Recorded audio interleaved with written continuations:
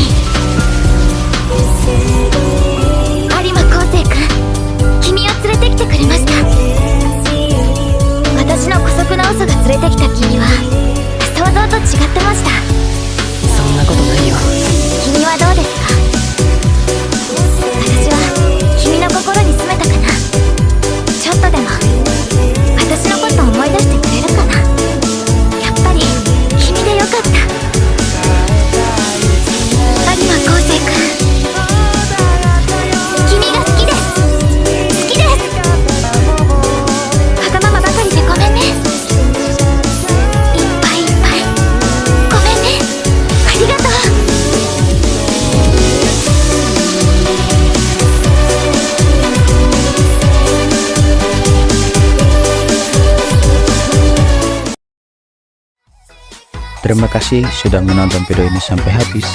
Bagi kalian yang mau request anime buat aku bikinin JJ, jangan sungkan untuk menulisnya di kolom komentar.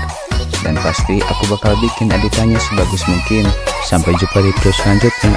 See you.